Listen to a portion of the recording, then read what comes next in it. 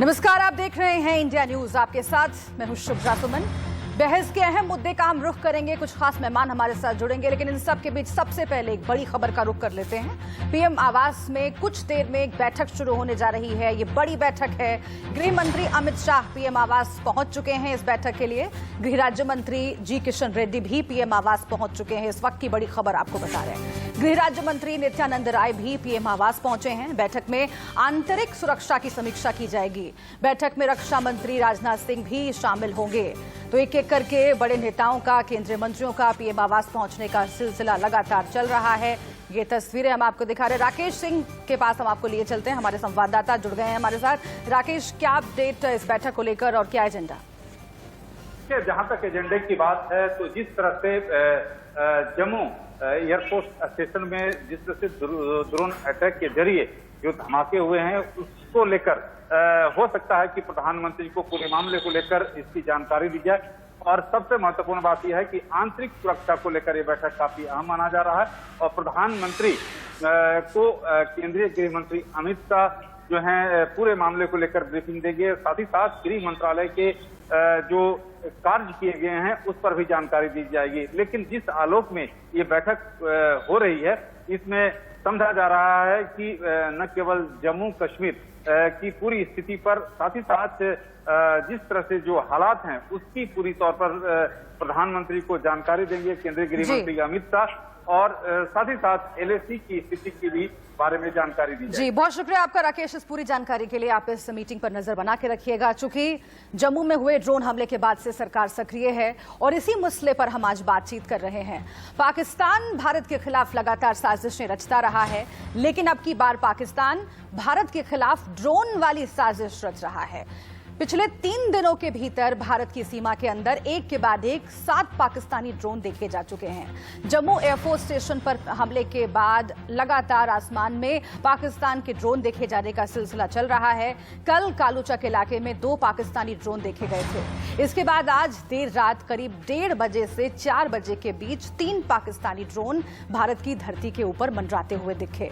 Drone देखे जाने के बाद सुरक्षा एजेंसियां हाई अलर्ट पर हैं। साथ ही खबर है कि अब को लेकर भारत की तरफ से कोई बड़ा कदम उठाया जा सकता है।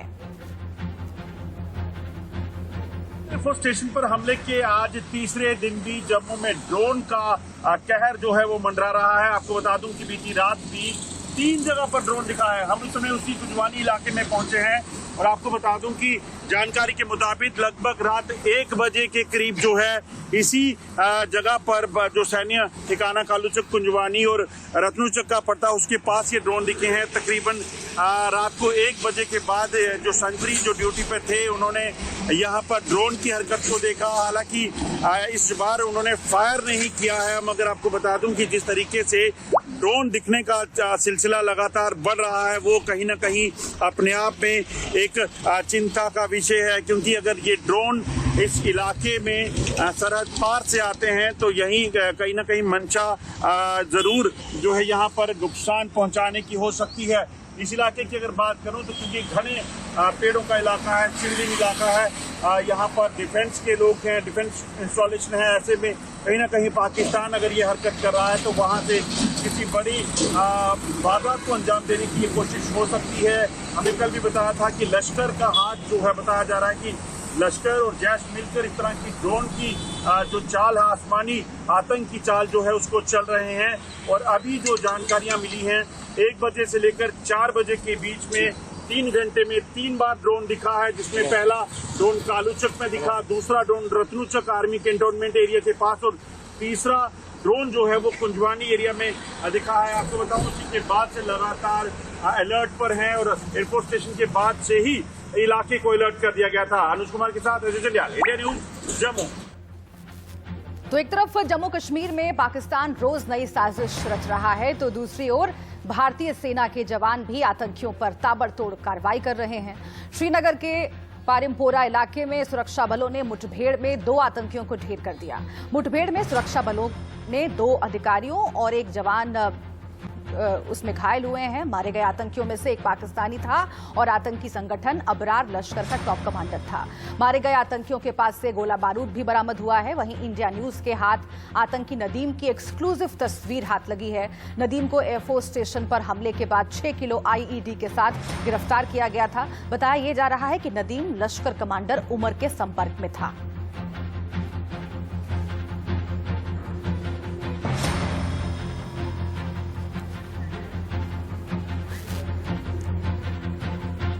अब आपको पाकिस्तान का एक ऐसा कबूलनामा सुनवाते हैं जिसमें वो खुद मान रहा है कि कैसे वो पहले आतंकी संगठन बनाता है और फिर उस संगठन में शामिल आतंकियों को पालता पोसता है। एक टॉक शो के दौरान पाकिस्तान के बड़बोले गृह मंत्री शेख राशिद अहमद ने अपने देश की ही पोल खोल दी है। राशिद ने कबूल किया है कि अफगानिस्तान के तालिबानी आतंकवादियों के परिवार राजधानी इस्लामाबाद में रहते हैं। पाकिस्तान के और भी इलाके ऐसे हैं जहां पर अफगान तालिबान के परिवार रहते हैं। इतना ही नहीं, उन्होंने ये भी कह दिया कि तालिबान को पाकिस्तानी अस्पतालों में चिकित्सा इलाज मिलता है। इसके साथ ही एक चैनल से बातचीत के दौरान एक पाकिस्तान के पूर्व मंत्री ने कबूल किया है कि तालिबान को बनाने में पाकिस्तान का बड़ा हाथ है। सुनिए। मसाइल ये हैं कि तालिबान की या दूसरे जो वहाँ लोग हैं उनकी फैमिलीज यहाँ रहती हैं। पाकिस्तान में है, नुरवात है, लोईबीर है, ये बनी गाला है, सॉरी क्या है, मदी से पहले जो हमारा आता है बाराकऊ है, तरनोल है। इसी के अलावा देखें एक बहुत बड़ा उनकी बाज डेड बॉडीज भी आ जाती हैं। बाज मेडिकल ट्रीटमेंट के लिए भी लोग, बाज हॉस्पिटल्स ऐसे हैं जहां उनकी ट्रीटमेंट होती है। सो ये सारी सूरत हाल पाकिस्तान को देखें 40 साल से बल्कि 70 साल से ही आप लगाएं। तकनीक के तालिबान बनाने में शुरू में पाकिस्तान का हाथ था और वो भी उसको एक जो स्ट्रेटेजिकल डिसीजन थी, या हम अपने मुल्क के लिए प्रॉब्लम क्रिएट करवा लेते क्योंकि राह जो थी वो नॉर्दर्न लाइन्स को पूरी तरह सपोर्ट कर रही थी, वो आगे बढ़ रहे थे, तो लिहाजा उस वक्त तालिबान आगे उन्होंने उनको जिसे कहते ढका दे दिया। तो पाकिस्तान अब आसमान के रास्ते बारूद भेजने की कोशिश कर रहा है। हम इस पर बातचीत करेंगे कि आखिर सुरक्षा एजेंसियों के सामने कितनी बड़ी चुनौती है, क्योंकि एक के बाद एक पिछले 3 दिन में 7 ड्रोन भेजे गए हैं पाकिस्तान की ओर से और वो जम्मू के इलाके में दिखाई पड़ रहे हैं। हमारे साथ कुछ खास मेहमान जुड़े हुए हैं, उन मेहमानों से आपका मैं परिचय जल्दी से करवा देती हूँ। शिवम छाबड़ा हमारे साथ जुड़ गए हैं, बीजेपी प्रवक्ता, आपका बहुत स्वागत है। गुरदीप सप्पल हमारे साथ जुड़े हुए हैं, कांग्रेस पार्टी के प्रवक्ता, आपका भी बहुत बहुत स्वागत। Major general retired Ashwini Siwach हमारे साथ जुड़ गए हैं, रक्षा विशेषज्ञ, आपका भी स्वागत। इसके साथ ही wing commander retired Prafulla Bakshi रहेंगे हमारे साथ इस पूरी चर्चा में, आपका भी बहुत बहुत स्वागत है बख्शी साहब। इससे पहले कि मैं राजनीतिक नेताओं के पास जाऊं, प्रवक्ताओं के पास जाऊं, पहले इस खतरे को समझने के लिए मैं सीधा major general retired Ashwini Siwach साहब के पास चलती हूं। अश्विनी सिवाच साहब, ये कितना बड़ा खतरा है कि लगातार एक के बाद एक जम्मू के इलाके में ड्रोन्स दिखाई दे रहे हैं? पाकिस्तान ड्रोन्स भेजने का काम कर रहा है। जम्मू के एयरफोर्स स्टेशन पर हमला हुआ, उसके बाद से ही जाहिर तौर पर सुरक्षा एजेंसियां चाक चौबंद हैं, लेकिन इस तरह के जो अलर्ट्स हैं, जो इनपुट्स हैं, वो पहले से मिलते चले आ रहे थे। लेकिन पिछले 3 दिन में 7 ड्रोन्स दिखाई पड़ना, ये कितना बड़ा खतरा है? क्या ये माना जाए कि ड्रोन तकनीक को अब आतंकवादियों ने अपनी रणनीति का हिस्सा बना लिया है? अगर ऐसा है तो हमारी सुरक्षा एजेंसियों के लिए कितनी बड़ी चुनौती? इस पर कोई शक नहीं, एक बहुत बड़ी चुनौती। और ये ड्रोन का आपने ठीक होता पहले भी इस्तेमाल होता रहा है। भारत की पहला ऐसा हुआ है जबकि जम्मू के एयरफोर्स स्टेशन में टर्मिनल एरिया में जो आर्म ड्रोन का इस्तेमाल हुआ, बाकी ड्रोन का भारत की में इस्तेमाल करता रहा है पाकिस्तान, बेसिकली एम्यूनिशन, वेपन और ड्रग्स और एक्सप्लोसिव बेसिस। मगर ये जो कार्रवाई जम्मू में हुई है, इससे पूरा शेप चेंज होगी, पूरा कंसेप्ट चेंज हो गया। इसका मतलब आज की तारीख में ऐसा हो सकता है कि आर्म ड्रोन का इस्तेमाल करके, चाहे वो आतंकवादी या पाकिस्तान के ISI आपके ऊपर एक प्रकार अटैक करा सकते हैं और ये एक बड़ा घातक अटैक हो सकता है। अब जो अगर आप पूरे वर्ल्ड में देखें तो ये पहली बार नहीं इस टाइप का हुआ है। अभी 2019 में ही सऊदी अरेबिया की जो गैस पाइपलाइन को एक प्रकार से ड्रोन के जरिए बर्बाद कर दिया गया था, जिसमें ईरान का हाथ माना जाता है। मेजर जनरल सुलेमानी जो इराक के बड़े कमांडर थे, उसको भी ड्रोन से मारा गया था, जो शक है कि अमेरिकन ने मारा था। इसी प्रकार से जो अजरबैजान और आर्मेनिया की लड़ाई हुई थी, उसमें ड्रोन का बहुत इस्तेमाल हुआ था और अजरबैजान की जीत का श्रेय जाता है इन ड्रोन पे जो टर्की और इजराइल ने दिए थे। तो एक प्रकार ड्रोन जो है बहुत ज्यादा महत्व वाला है। ये अगली लड़ाई के अंदर भी बहुत बड़ा रोल प्ले करेगा। और अभी जो नो वॉर नो पीस में जिस प्रकार से इसको टेररिस्ट इस्तेमाल कर सकते हैं या आईएसआई जैसे इस्तेमाल कर रही है, ये एक चिंता का विषय है और हमें एक एंटी ड्रोन पॉलिसी लानी पड़ेगी। हमें हमारे देश में कोई ड्रोन पॉलिसी नहीं है जिससे ये जो कमर्शियल ड्रोन हैं जो कि अवेलेबल है मार्केट में, उनका भी मिसयूज कर सकते हैं टेररिस्ट। और ऐसे में हमारे पास टेक्नोलॉजी भी कम है, जो अगर ड्रोन आता है पार से तो हम उसको कैसे न्यूट्रलाइज कर सकते हैं, क्योंकि इसके दो तरीके हैं। एक तो उसको डिसेबल करना, एक उसको डिस्ट्रॉय करना। और वो डिसेबल आप कर सकते हैं, पहले आप उसको डिटेक्ट करेंगे, आइडेंटिफाई करेंगे, फिर आप या तो उसको डिसेबल करेंगे या डिस्ट्रॉय करेंगे। ये टेक्नोलॉजी जो है ये एक इजराइल ने बनाई है, उसको हम अभी ले सकते हैं। और जैसे स्मैश 2000 जो नेवी ने अभी थोड़े कुछ उनकी जो राइफलें ली हैं जो स्मैश 2000 की, जिसको ड्रोन गिराया जा सकता है। इसी प्रकार से हमारी डीआरडीओ भी इसके ऊपर कोई ना कोई मैं आती हूँ उस पर एक चीज बताना चाहता हूँ कि जब इंडिपेंडेंस डे हुआ था हमारा 15 अगस्त 2020 में, तो डीआरडीओ ने एक प्रकार एंटी ड्रोन कवर बिछाया था वहां पर। तो इसको और करने की जरूरत है। आज की तारीख में हमें ड्रोन सिस्टम की बात हो रही है, वो कितना सक्षम है इस तरह के हमलों को रोकने के लिए, ये हम समझने की कोशिश करेंगे। और इसी से शुरुआत करते हुए एक टिप्पणी में विंग कमांडर प्रफुल्ल बख्शी साहब आपसे भी जानना चाहूंगे, लेकिन इस बीच एक और जानकारी दे दूं दर्शकों को कि जमीर अली हमारे साथ जुड़ गए हैं, पाकिस्तानी पत्रकार हैं। आपका भी बहुत बहुत स्वागत है अली साहब। लेकिन बख्शी साहब, आपकी भी टिप्पणी में इस पर चाहूंगी कि कितना बड़ा खतरा है, और खासतौर से डीआरडीओ के एंटी ड्रोन सिस्टम की बात हो रही है जिसका इस्तेमाल हमने इंडिपेंडेंस गणतंत्र दिवस में किया था, रिपब्लिक डे की परेड में किया था, वो कितना सक्षम है और अभी फिलहाल जो स्थिति है उसमें ये ड्रोन्स कितने घातक साबित हो सकते हैं और इस तरह के हमले की कितनी संभावना बनी हुई है इस वक्त? बड़ी बात बता दूं कि ड्रोन को हमने इतना हुआ क्यों बनाया हुआ है। ड्रोन बहुत पहले से इस्तेमाल होता आया है। पेका वैली में 1982 से अमेरिका ने इजराइल ने करके दिखा दिया था। 2 घंटे में 82 मिक्स गिराए थे उन्होंने सीरिया के। ड्रोन ने सबसे पहले उनके एयर डिफेंस को नेस्तनाबूद किया था। ड्रोन का इस्तेमाल तब से शुरू हो गया है। अमेरिका ने यमन में मिनिस्टर को ड्रोन के द्वारा लॉन्ग रेंज मिसाइल्स लॉन्च करके रीपर से उन्होंने उनको उड़ाया। हर जगह इस्तेमाल हुआ, अफगानिस्तान में इस्तेमाल हुआ। तो हमें इतनी अचंभा क्यों हो रहा है, इतनी हैरानगी क्यों हो रही है? अगर पाकिस्तान इस्तेमाल कर रहा है तो पाकिस्तान अपनी पॉलिसी फॉलो कर रहा है, वो कर रहा है। हम क्यों रुके हुए हैं? हमको किसी ने मना किया है? कोई हमें मुहूर्त निकालना है कि हमको वेट करना है? हमें हर एक चीज की अगर पॉलिसी बनाने लग गए तो कल राइफल उठाने की भी पॉलिसी बनाने लग जाओगे आप। ये तो कब का कर देना चाहिए था। और जरूरी थोड़ी है कि अगर ड्रोन इस्तेमाल कर रहा है पाकिस्तान तो आप ड्रोन इस्तेमाल करेंगे। आपको पीओके को टेक ओवर करना है, आप बात आगे करिए। आपको किसने रोका हुआ है? ये सब हम ये कहेंगे कि तुमने एक पत्थर मारा तो हम एक ही पत्थर मारेंगे, तुमने हमें लकड़ी से मारा तो हम लकड़ी से मारेंगे। ये क्या मतलब है? अरे ड्रोन उसके पास में है क्योंकि ड्रोन उसने बना लिया है। 2013 में ड्रोन बना लिया था, 2015 में उसने आर्म ड्रोन का इस्तेमाल किया अपनी वैली के अंदर अगेंस्ट द रेबल्स।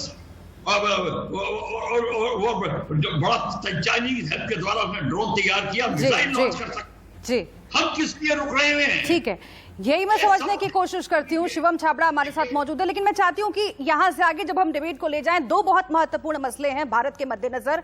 एक तो ये कि एंटी ड्रोन सिस्टम की जो बात कर रहे हैं हम लोग, वो कितना सक्षम है फिलहाल, उससे और कितना आगे ले जाने की जरूरत है तकनीक के लिहाज से। और दूसरा, ड्रोन से खरीद फरोख्त और जो इस्तेमाल को लेकर गाइडलाइंस बने हुए हैं उसे कितना कड़ा करने की जरूरत है, क्योंकि आज किसी भी प्लेटफॉर्म पर, ऑनलाइन प्लेटफॉर्म्स पर ड्रोन जो है अवेलेबल है और उसका इस्तेमाल किया जा सकता है। तो इन 2 मसलों पर मैं आऊंगी, लेकिन शिवम छाबड़ा जी, जो बात कह रहे हैं बख्शी साहब, उसका जवाब आप दीजिए कि किस बात का इंतजार है, जब पहले से ही बातचीत चल रही थी कि ड्रोन्स का इस्तेमाल आतंकवादी कर रहे हैं, ये उन्होंने रणनीति में शामिल कर लिया है, इंटेलिजेंस इनपुट इस तरीके के थे, फिर भी अगर ऐसा हमला हो जाता है और एक के बाद एक ड्रोन्स वहां पर दिखाई दे रहे हैं, तो क्या ये चुनौती नहीं है? क्या अपने भीतर झांकने का वक्त नहीं है? और एक और बात मैं याद दिला दूं आपको कि जो पाकिस्तान से सटे हुए राज्य हैं, जो बॉर्डर से लगे हुए राज्य हैं, वहां के मुख्यमंत्रियों ने भी वक्त वक्त पर आगाह किया था। कैप्टन अमरिंदर सिंह ने एक चिट्ठी लिखी थी और इसी तरह के खतरे को लेकर बातचीत की थी प्रधानमंत्री के साथ। तो आखिर क्यों नहीं आगाह रह पाए तमाम लोग? नहीं, ऐसा नहीं होता है। मुझे लगता है कि आई थिंक मैं भी विंग कमांडर बख्शी साहब को सुन रहा था। हाँ। और बहुत भावुक तरीके से उन्होंने कहा कि हम किसी चीज की वेट नहीं कर रहे हैं, पर लेकिन मैं आपको ये बात स्पष्ट कर दूं कि हम किसी प्रकार की कोई वेट नहीं कर रहे हैं। ये स्ट्रैटेजी का हिस्सा है और मुझे लगता है कि कोई कायरतापूर्ण हरकत कोई पाकिस्तान करता है यदि, तो हमको उसका उचित जवाब देना है। ये भारत सरकार की एक, हम कह सकते हैं, रिस्पॉन्सिबिलिटी है। और कहीं ना कहीं अगर हम शांति प्रिय हैं और अभी तक हम उस प्रकार का कोई काम नहीं कर रहे थे, तो इसको हमारी कमजोरी नहीं समझना चाहिए। हिंदुस्तान की सरकार मोदी जी के नेतृत्व में बहुत कड़े निर्णय लेने के लिए सक्षम है और हमने करके दिखाया है। हमें मैंने कहा प्रत्यक्ष को प्रमाण की आवश्यकता नहीं। मुझे लगता है कि हमारी सरकार ने बहुत अच्छे काम किए हैं। शायद इस बात को एक्नॉलेज करेंगे बख्शी साहब। लेकिन जिस प्रकार की घटना पिछले हम एक हफ्ते से जो हम मूवमेंट देख रहे हैं अक्रॉस बॉर्डर लाइन से, और किस प्रकार से जो जम्मू में जो अटैक हुआ है, निश्चित रूप से निंदनीय है। और मुझे लगता है प्रधानमंत्री जी के नेतृत्व में जो बैठक भी होने जा रही है, जिसमें माननीय गृह मंत्री भी रहने वाले हैं, माननीय रक्षा मंत्री भी रहने वाले हैं, शायद मुझे लगता है कि कोई डेफिनेटली कोई कॉन्क्रीट प्लान, देखिए डिफेंस के प्लान, आप खुद एक पूर्व में एक डिफेंस के अधिकारी रहे हैं, मुझे नहीं लगता कि शायद टीवी चैनल पे किसी प्रकार की कोई ऐसी डिस्कशन भी होनी चाहिए।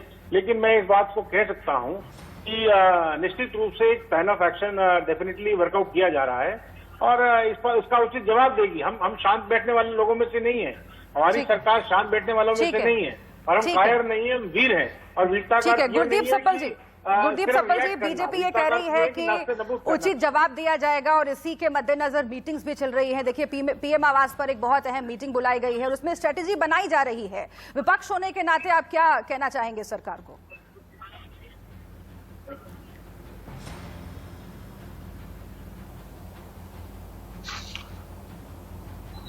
सप्पल साहब, आपको आवाज आ रही है?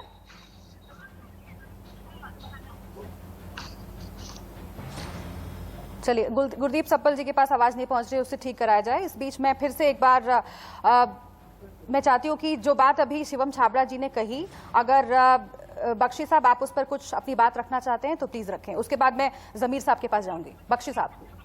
देखिए, छाबड़ा साहब ठीक कह रहे हैं, मैं ये थोड़ी कह रहा हूं वीर नहीं है, हमारी फौज तो वीर है, इसको पता ही है।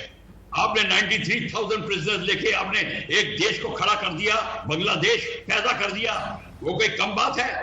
क्योंकि उस समय पॉलिटिकल जो नीति थी, राजनीति थी, जो पॉलिटिकल विल थी, वो दिखाई गई।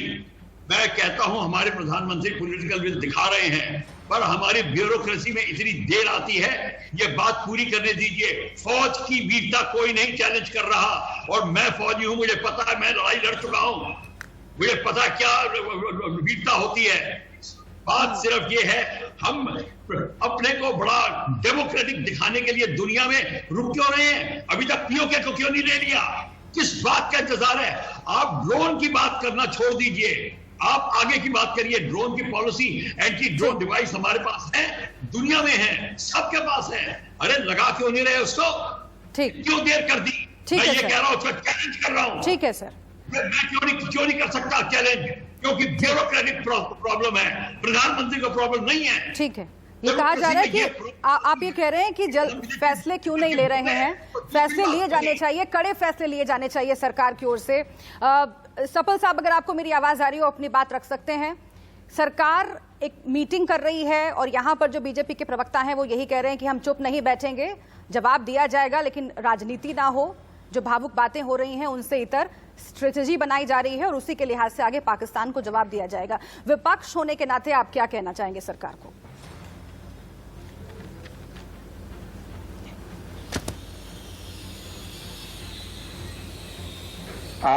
आपने मेरा जवाब मांगा था शिवराज, वो जवाब पूरा नहीं हुआ और आप चले गए। आवाज आपकी नहीं आ रही थी सफल साहब, अब आप अपनी बात रख सकते हैं, प्लीज कंटिन्यू। कुछ टेक्निकल फॉल्ट की वजह से आपकी आवाज नहीं पहुंच रही थी, अब अपनी बात रखिए। हाँ, मैं अपनी बात पूरी रखना चाह रहा था जी। आपने सवाल पूछा था मेरे से जी। आपको आवाज आ रही है मेरी? जी। आप ना, हाँ मैं उसी पे बोल रहा हूँ जी। देखिए, जो ड्रोन का अटैक हुआ है, पिछले 2 साल के अंदर 300 बार ड्रोन देखा गया है बॉर्डर पे, 300 बार से ज्यादा। कोई नई बात नहीं है। संसद में इस मुद्दे को बार बार उठाया गया था। 9 जुलाई 19 को और 9 जुलाई 19 को और 20 सितंबर 20 को संसद में सवाल पूछा गया था कि ड्रोन अटैक के मद्देनजर सरकार की पॉलिसी क्या है, क्या तैयारी है। तो सरकार ने बार बार ये कहा कि हम तैयारी कर रहे हैं, पर आज जब अटैक हो गया तब ये देखने को आ रहा है कि तैयारी नहीं है। आज हम बात कर रहे हैं, आज हम पॉलिसी बनाएंगे, आज हम एंटी ड्रोन टेक्नोलॉजी खरीदेंगे, इजराइल से स्मैश 2000 खरीदेंगे, लेकिन पिछले 2 साल में 300 बार ड्रोन देखा गया था। उस 300 बार ड्रोन देखने के बाद सरकार नहीं जागी थी। और ये जो दिक्कत है, ये सरकार की कमी है। हम जवाब देंगे सरकार को, सरकार जब जवाब देगी हम साथ खड़े होंगे, लेकिन जो ये कमी रही तैयारी में कि आपने पिछले 2 साल में ये तैयारी नहीं की, उसका कौन जवाब देगा?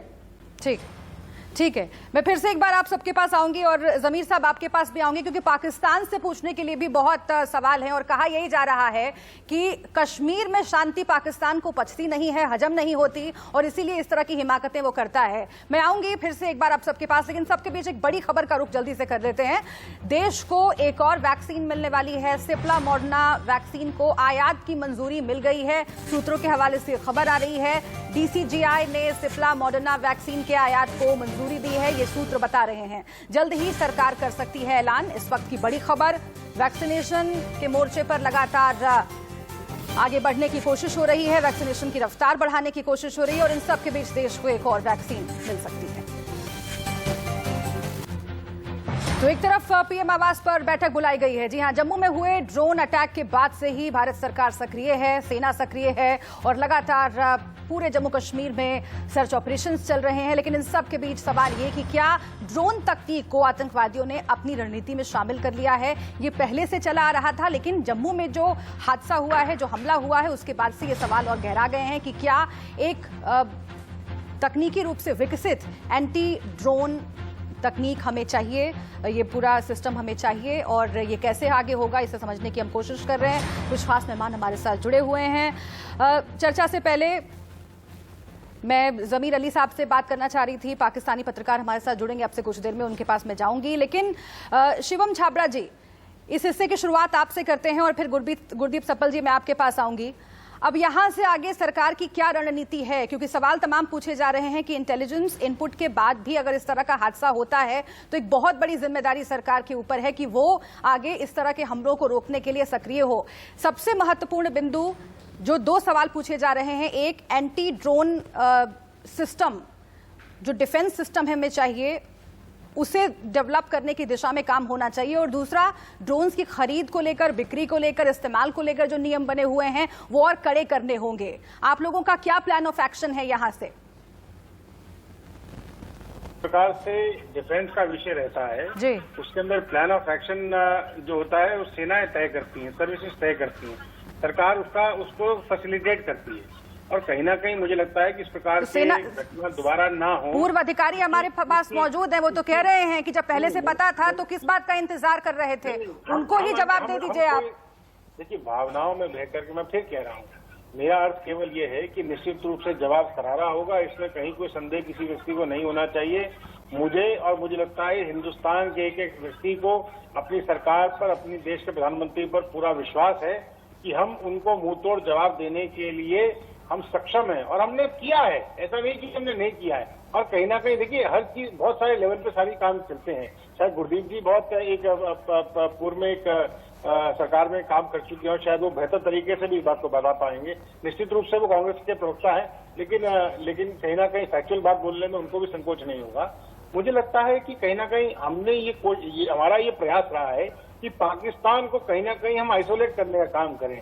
और शायद बख्शी साहब भी इस बात को एग्री करेंगे, FATF के अंदर में जो पाकिस्तान के ऊपर में जो पाबंदियां लगाई हैं, जो उनको ग्रे लिस्ट पर डाल रखा है, वो भी हिंदुस्तान के प्रयासों का ही हिस्सा है। अगर आज विश्व के जितने बड़े देश हैं, चाहे वो US हो, UK हो, जापान हो, और मुझे लगता है कि और जितने रूस हो, कहीं ना कहीं अगर वो पाकिस्तान को आइसोलेट करने का काम करते हैं अंतर्राष्ट्रीय प्लेटफॉर्म पे, और तो इस्लामिक कंट्रीज। आपकी बात से गुरदीप सप्पल जी कितना एग्री करते हैं, मैं उनके पास चले जाऊंगी, लेकिन एक बात जो सवाल आप टाल गए, क्या आप तैयारी करके नहीं आए हैं सर? एक सेकंड सर, जो बात आप कह रहे हैं उसको लेकर मैं गुरदीप सप्पल जी के पास जाऊंगी, वो कितना सहमत है नहीं है वो बता देंगे। लेकिन आप मुझे बताइए कि ड्रोन्स को लेकर के जो नियम कड़े होने की बात हो रही है, क्या आपको लगता है कि ऐसा होना चाहिए, या इसमें भी आप यही कह देंगे कि भाई हम क्या जाने, हम तो इंतजार कर रहे हैं कि ऐसा कोई अटैक हो जाए तो फिर हम कहने आ जाए सामने कि भाई कड़ा एक्शन होगा? शुभ्रा जी, कोई किसी एक्शन की वेट नहीं कर रहा है, कोई एंटी ड्रोन पॉलिसी की वेट नहीं कर रहा है। हम तो करारा जवाब देने की बात कह रहे हैं। हमको इसके लिए कोई, जैसे कहा ना, कोई एंटी ड्रोन पॉलिसी नहीं चाहिए कि हमको ड्रोन को रोकना है तो वो एंटी ड्रोन पॉलिसी चाहिए। हमें कोई एंटी ड्रोन पॉलिसी नहीं चाहिए।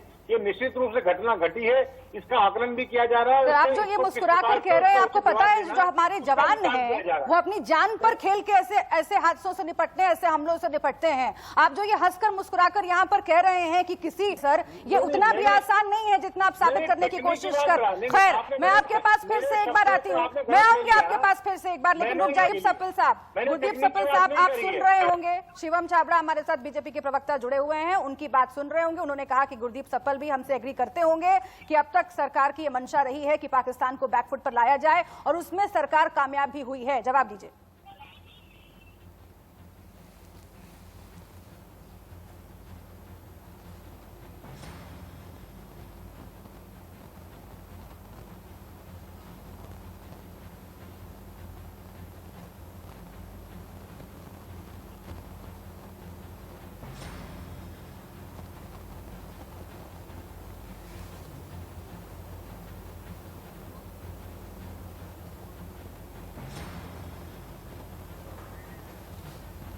जी,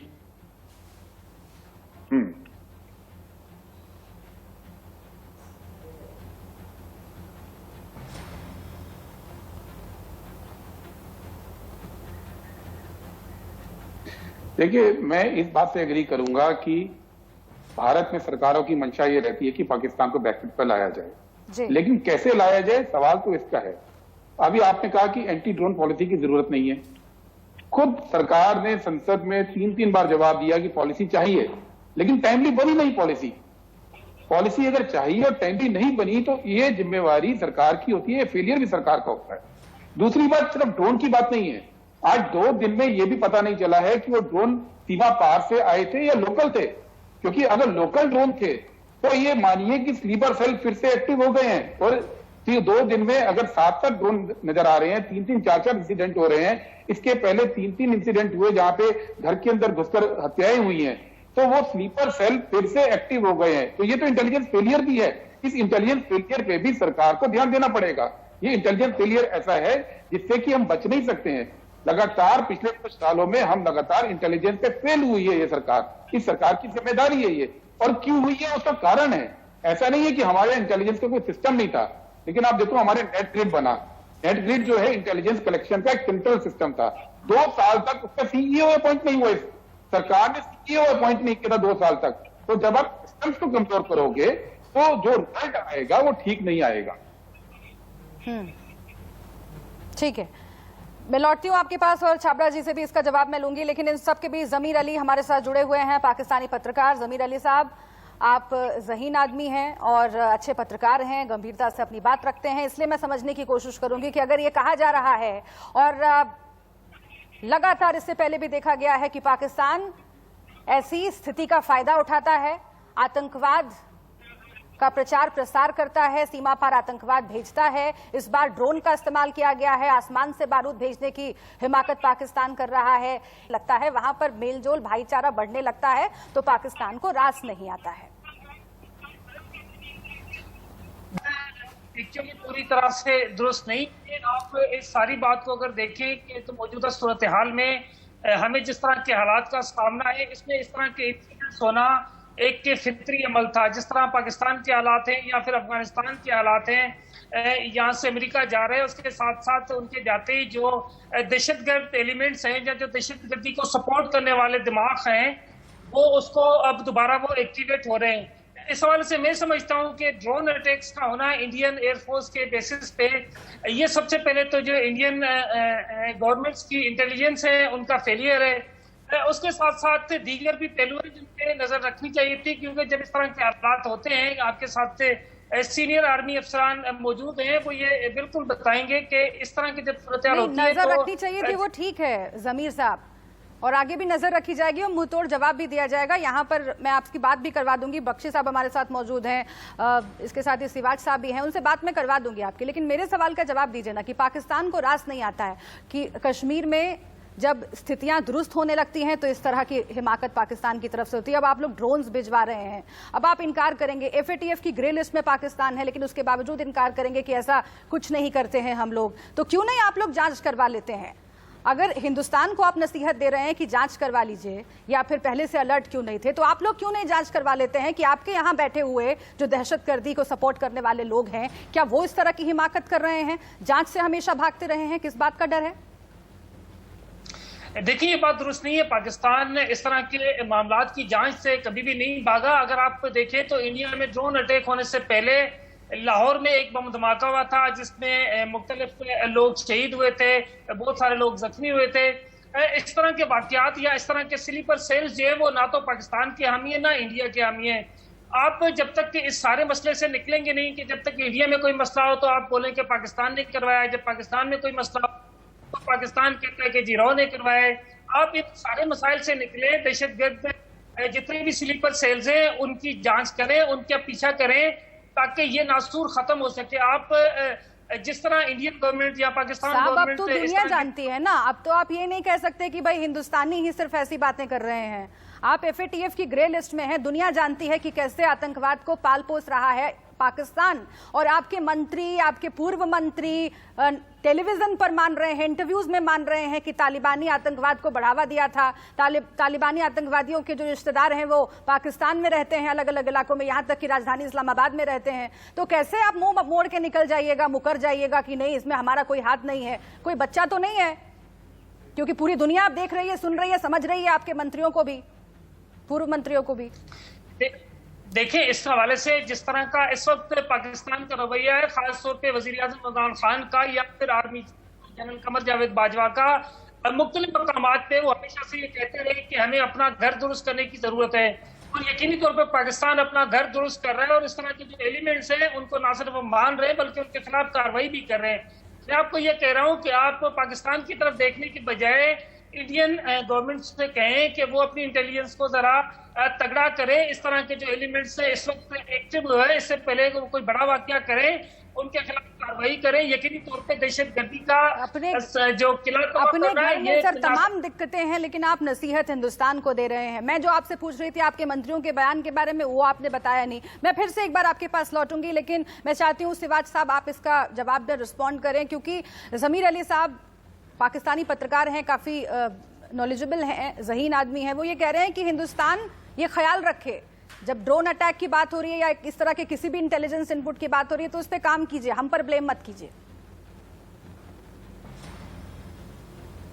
एक आतंकवाद का गढ़ है, और जो भी आतंकवादी गतिविधियां हो रही हैं चाहे पाकिस्तान में या हमारे नेबरहुड में और भारत में, उसका जो मूल कारण है जो आतंकवादी वहां पैदा होते हैं, जैसे लश्कर तैयबा, जैसे मोहम्मद अल बदर और हिजबुल मुजाहिदीन, और इसी प्रकार से जो अफगान तालिबान और हकानी ग्रुप ये अफगानिस्तान में भेजते हैं। पर वो बात तो बिल्कुल ठीक है, पर मैं ये जो बात आज ड्रोन की है उसको हम एक लार्जर कॉन्टेक्स्ट में देखें, उसको तू मैं वाले में काम नहीं चलेगा। देखो, दो टाइप के ड्रोन है, एक है UAV जो कि बड़े हैं और उनको आइडेंटिफाई करना और ट्रेस करना आसान है, और हम उसमें बहुत तरक्की कर चुके हैं, और हम अभी MQ राइफल अमेरिका से भी ले रहे हैं, हमारे पास हीरोइन है, और हमने भारत ने भी लक्ष्य और रुस्तम 2 बनाया है। मगर प्रॉब्लम आई है ये जो छोटे ड्रोन हैं जो कमर्शियल भी यूज होते हैं और जो कमर्शियल मार्केट में हैं वो मिसयूज कर सकते हैं जो टेररिस्ट। और वही ऐसा हुआ है। तो ऐसे में आपके पास एक कमर्शियल यूज करने की ड्रोन की भी एक पॉलिसी होगी। इसके बहुत फायदे हैं, इसको आप इस्तेमाल कर सकते हो मेडिकल फैसिलिटी पहुंचाने के लिए, एक सामान दूसरे जगह पहुंचाने के। मगर अगर जैसे ये मिसयूज हुए हैं, इसके कारण आपको बड़ा नुकसान हो सकता है। इसलिए आपको एक बहुत बड़ी पॉलिसी बनानी पड़ेगी ड्रोन के बारे में, जो अभी तक नहीं बनी है। और दूसरी बात है, जो एंटी ड्रोन पॉलिसी की बात कर रहे हैं, अगर ये छोटे ड्रोन पाकिस्तान की तरफ से भी अगर आए, जिसका मान लो 7 से 8 केजी ले जा सकते हैं और इंडोरस उसका 10 से 15 किलोमीटर है, तो वो भी आपको एक स्ट्रेटेजी और टेक्नोलॉजी बनानी भी, क्योंकि वो छोटे हैं, वो रडार में नहीं पकड़े जाते और वो लो हाइट में आते हैं। तो एक प्रकार से ये चैलेंज है, ये भारत के लिए नहीं, ये वर्ल्ड के लिए चैलेंज है। और इसमें ये कहना कि भारत जो है इसने कुछ नहीं किया, वो मेरे को लगता है एक अंडर स्टेटमेंट होगी। मगर सच्चाई ये है, अभी आए दुरुस्त आए, टाइम पे आए, अभी हमें करना पड़ेगा, क्योंकि जो स्लीपर सेल हैं, टेररिस्ट हैं, इसका मिसयूज कर सकते हैं। और जो हुआ है 7 बार जम्मू के अंदर आना, कहीं ना कहीं एक प्रकार हमारा ठीक है सर, मैं वापस आती हूँ, लेकिन बहुत इंपॉर्टेंट पॉइंट आपने रेज किया है और उसको लेकर के मैं चाहती हूँ कि एक एक करके छाबड़ा साहब और सफल साहब आप दोनों के पास आऊं, क्योंकि यही मैं डिस्कस करना चाह रही थी और चाह रही थी कि इस डिबेट में ये समझ में आए दर्शकों को भी। और शिवम छाबड़ा जी, मुझे उम्मीद है कि इस बार आप ये तो कम से कम नहीं कहेंगे कि इस पर बात करने का कोई फायदा नहीं है या फिर काम हो रहा है, कड़ा जवाब दिया जाएगा। इस तरह की बातों से आगे बढ़कर आप हमें समझाएं ना, क्योंकि यहाँ पर जो एक रक्षा विशेषज्ञ बैठे हुए हैं, जो सेना में अपना योगदान दे चुके हैं, देश की सेवा कर चुके हैं और आज भी वही जज्बा लेकर इस डिबेट में बैठे हैं, उनकी बातों का तो कम से कम जवाब दीजिए। अभी शिवाज साहब कह रहे हैं कि एक नियम बनना चाहिए, गाइडलाइंस कड़े होने चाहिए, क्योंकि अभी देखिए सिस्टम यह है कि आप ड्रोन्स कहीं से भी फ्लिपकार्ट, अमेज़न पर ऑर्डर करके आप ड्रोन्स खरीद सकते हैं। नियम है, लेकिन वो बहुत हल्के हैं, उनका मिसयूज करना बहुत आसान है। जो अवैध तरीके से ड्रोन्स मंगवाते हैं वो उन नियमों को तोड़ देते हैं, पता भी नहीं चलता है। आखिर इस नियम को कड़ा करने के लिए सरकार को क्या आगे प्रयास करना चाहिए? क्योंकि मैं उदाहरण आपको देकर बताती हूं कि सऊदी अरब के तेल संयंत्र पर जब हमला हुआ था 2019 में, उसके बाद बाकायदा कमेटियां बैठी थी, उस पर चर्चा हुई थी कि इस दिशा में हमें सोचना चाहिए कि भारत को भी ये आगे समस्या का सामना करना पड़ सकता है। लेकिन आज ये स्थिति में हम क्यों हैं कि 2021 में भी यही बात कर रहे हैं? बात को थोड़ा रेक्टिफाई कर दूं, शायद आप मेरी शायद बात आपसे तक पहुंची नहीं। मैं केवल ये कह रहा हूं कि किसी ड्रोन को न्यूट्रलाइज करने के लिए हिंदुस्तान को, हिंदुस्तान की सेना को किसी एंटी ड्रोन पॉलिसी की जरूरत नहीं है। हम उनको बहुत बखूबी, बहुत अच्छी तरह, हमारे पास इक्विपमेंट है, हमारी आर्मी वेल इक्विप्ड है कि उसको काउंटर कर सकती है। मैं केवल ये कहा। दूसरा, आपने जो बात कही कि जो कमर्शियली अवेलेबल है, निश्चित रूप से मैं इस बात को स्वीकार करता हूं कि एक पॉलिसी ऐसी होनी चाहिए जिसके माध्यम से जो है कि जो कमर्शियली अवेलेबल जो ड्रोन्स हैं वो किस सेगमेंट को दे सकते हैं, किसको नहीं दे सकते, या इस प्रकार की पॉलिसी निश्चित रूप से बननी चाहिए जिससे उसका मिसयूज ना हो पाए। जैसा अभी मेजर जनरल साहब ने भी कहा कि कहीं ना कहीं ये जितना बड़ा ड्रोन यूज हुआ है पूरी एक्शन में, मुझे लगता है कि वो जनरल तौर पर उसको इंटरसेप्ट ही नहीं किया गया और इस प्रकार की घटना हुई। लेकिन मैं आपको फिर कह रहा हूं कि हिंदुस्तान की सरकार निश्चित रूप से इस पूरी घटना पर अपनी नजर बनाए हुए हैं और जो भी रेक्टिफिकेशन के भी हमारे को लगता है कि हमारे स्टेप्स होंगे वो बहुत अच्छे होंगे और निश्चित रूप से हिंदुस्तान के हित में होंगे। और मैं आपको फिर कह रहा हूँ, पाकिस्तान को करारा जवाब मिलेगा, इस बात का मैं आपको विश्वास दूं। ऑलराइट, गुरदीप सप्पल जी, ये जो कहा जा रहा है छाबड़ा साहब की तरफ से कि डिफेंस सिस्टम पर बात करने की जरूरत नहीं है, हम सक्षम हैं, इस स्टेटमेंट को आप कैसे देखते हैं? क्योंकि बार बार ये पूछा जा रहा है कि क्या डिफेंस सिस्टम, जो एंटी ड्रोन सिस्टम है, उसको और डेवलप करने की जरूरत है और विकसित सिस्टम हमारे पास होना चाहिए। जैसे कि इजराइल का उदाहरण बार बार दिया जा रहा है, वहां पर आयरन डोम तकनीक है, उस तरह की तकनीक या तो आयात करने की या तो डेवलप करने की जरूरत है। अगर ये कहा जा रहा है कि नहीं सब कुछ ठीक है, तो आप क्या कहेंगे?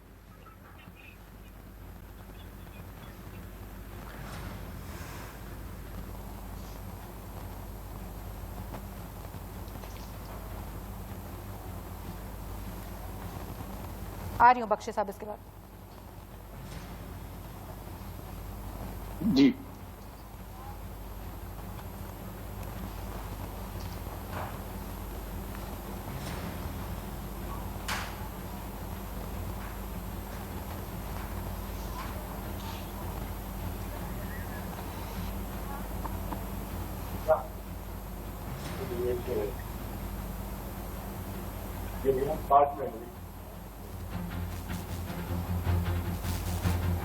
देखिए, थोड़ा सा कंफ्यूजन कर रहे हैं पॉलिसी में और तैयारी में।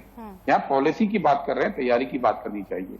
जो ड्रोन वॉरफेयर है वो नया नहीं है। ड्रोन वॉरफेयर जैसा अभी सारे एक्सपर्ट्स ने भी बताया कि वो काफी सालों से हो रहा है, लेकिन ड्रोन वॉरफेयर को कन्वेंशनल तरीके से सिर्फ ट्रीट नहीं कर सकते हैं, वो साइबर वॉरफेयर का भी हिस्सा है। ड्रोन को इंटरसेप्ट करने के लिए जो आईपी का नेटवर्क है, जो डिजिटल नेटवर्क्स हैं, वो भी काम आते हैं। हमने उस पर काम नहीं किया देश ने। अभी पिछले हफ्ते जो स्टडी आई है कि साइबर वॉरफेयर में हम 3rd टायर कंट्री हैं। हम भारत की सबसे बड़ा मुल्क है, सबसे बड़ी फौज हमारे पास है, लेकिन साइबर वॉरफेयर में हम 3रे लेवल पे हैं दुनिया के अंदर, 3rd टायर की कंट्री है। तो हमने पिछले कुछ सालों के अंदर ना तो इंटेलिजेंस पे पूरा ध्यान दिया है, ना ही हमने जो साइबर वॉरफेयर की चीजें हैं, जो ड्रोन जैसे अटैक्स को रोकने के लिए जरूरी है, उस पर ध्यान दिया है। दूसरी बात कि ये तीन पहलू पे देखना चाहिए। एक कि आपकी कश्मीर की नीति क्या है। अगर नीति कंसिस्टेंट है तो आप इंप्रूवमेंट ला सकते हैं। आप जाएं, जब यूपीए सरकार आई थी तो साल के अंदर 700-800 कैजुअलिटी सिक्योरिटी फोर्सेस की होती थी। उन दिनों 2000 के दशक में 10,000 लोग सीमा पार गए थे टेररिस्ट बनने। धीरे धीरे आपकी जो कंसिस्टेंट नीति थी वो शांति ले आई। जो कैजुअलिटी थी 15-20 रह गई, क्योंकि एक अगर पॉलिसी अगर आपकी ठीक होगी तो आप धीरे धीरे शांति कर पाएंगे। और दूसरी बात, ये इंटेलिजेंस गैदरिंग की बात, पिछले जब से मोदी सरकार आई है 18 अटैक हुए हैं जो आर्मी इंस्टीट्यूशंस के ऊपर है। 18 अटैक पुलवामा में हुआ, नगरोटा में हुआ, संजवान में हुआ, बारामूला में हुआ, उरी में हुआ, पेम्पोर में हुआ, पठानकोट में हुआ, गुरदासपुर में हुआ, जम्मू में हुआ। और आप देखिए यूपीए के 10 साल में केवल 2 अटैक हुए थे, मार्च 13 2013 को और जून 24 2013 को। 10 साल में 2, और यहाँ 7 साल के अंदर आप 18 अटैक हो गए हैं। और अटैक क्यों हो रहे हैं? क्योंकि आपकी पॉलिसी में गड़बड़ है। अटैक इसलिए हो रहे हैं क्योंकि आपके इंटेलिजेंस फेलियर है। आज 2 साल से ज्यादा हो गए हैं, हमको ये नहीं पता है कि पुलवामा अटैक में वो आरडीएक्स कहां से आया था। तो इंटेलिजेंस के ऊपर कमजोरी है, कश्मीर नीति के ऊपर कमजोरी है, और साइबर वॉरफेयर की तैयारी पे कमजोरी है। बख्शी साहब कुछ कहना चाह देखना पड़ेगा, ये राजनीति का इशू नहीं है। मेरे पास वक्त बहुत कम है। बख्शी साहब आप कुछ ऐड करना चाह रहे थे। Thank you very much. मैं सिंपल सी बात कर रहा हूं, इसमें कोई ईगो इन्वॉल्व नहीं है। हाँ। जब आप .32 रिवॉल्वर खरीदना चाहते हैं, आप नहीं खरीद सकते बाजार में, पर ड्रोन आप खिलौने वाला ले सकते हो और उससे आप लोग मार सकते हो। इसको कहते हैं पॉलिसी। एयरफोर्स को नहीं चाहिए पॉलिसी, उसको कोई नहीं रोकेगा। एयरफोर्स कोई भी ड्रोन दे सकती है, प्रोवाइडेड गवर्नमेंट अप्रूव करे, ब्यूरोक्रेसी अप्रूव करे, वो कर लेगा। एयरफोर्स कब से मांग रहा है एंटी ड्रोन डिवाइसेस, उसको नहीं मिली है। वो क्यों नहीं मिली है? क्योंकि हमारी ब्यूरोक्रेटिक प्रॉब्लम्स हैं। हम मिलिट्री स्टेट नहीं है, इसलिए देर लगती है। और सिंपल सी चीज है, जहां पे आपको वेपन चाहिए आपको आ जाना चाहिए था। जो अभी चपल साहब कह रहे थे इंटेलिजेंस फेलियर है, इंटेलिजेंस क्यों नहीं है? आपके स्लीपर सेल बैठे हुए क्यों बैठे हुए हैं? क्योंकि आप उनको हटा नहीं। सुनिए, छाबड़ा साहब एक छोटा सा जवाब आप दीजिए, जो कि बहुत सारे सवाल खड़े हो गए हैं। वक्त मेरे पास बहुत कम है, बहुत माफी के साथ बख्शी साहब। छाबड़ा जी छोटा सा जवाब दीजिए। कांग्रेस पार्टी ने भी सवाल उठाए हैं और पूर्व अधिकारियों ने भी सवाल खड़े किए हैं। मैं तो पॉलिटिकल डिस्कोर्स में नहीं जाना चाहता शुभ्रा जी, लेकिन दुखद बात यह है कि गुरदीप जी ने लगातार पॉलिटिकल डिस्कोर्स किया। आप विरोध कीजिए, 100 तरीका विरोध कीजिए, मुझे कोई आपत्ति नहीं है, लेकिन जब देश का विषय सामने आता है तो मुझे लगता है कि सबको एक प्लेटफॉर्म पे खड़ा होना चाहिए और उनकी आलोचना भी करें तो सकारात्मक करनी चाहिए। मैं केवल ये कह रहा हूँ कि हिंदुस्तान, जैसा भी विंग कमांडर बख्शी साहब ने भी कहा, ठीक है, ये हो सकता है, संभव है, प्रॉब्लम्स होंगी, लेकिन हमारे हिंदुस्तान की सरकार की मंशा पर चवन्नी भर किसी को शर्क नहीं होना चाहिए। और मैं फिर कह रहा हूँ, We have done some surgical strikes. सेना के शौर्य पर चवन्नी भर किसी को शक नहीं है। सेना मुंहतोड़ जवाब देगी, लेकिन सरकार की तरफ से जो स्ट्रेटेजीज बननी चाहिए वो सही दिशा में हो, ये बहुत जरूरी है। और इसी की मांग यहाँ पर जो पूर्व सेनाध्यक्ष अधिकारी बैठे हुए हैं वो भी कर रहे हैं। बहुत शुक्रिया आप सभी का हमसे बातचीत करने के लिए। इन सब के भी जिधर हम चर्चा कर रहे हैं और उधर एक बहुत अहम मीटिंग चल रही है पीएम आवास पर, उसके बारे में जो भी अपडेट होगा आगे हम आपको बताएंगे। एक छोटे से ब्रेक के लिए रुक रहे हैं। तमाम अहम खबरें जारी हैं इंडिया न्यूज पर।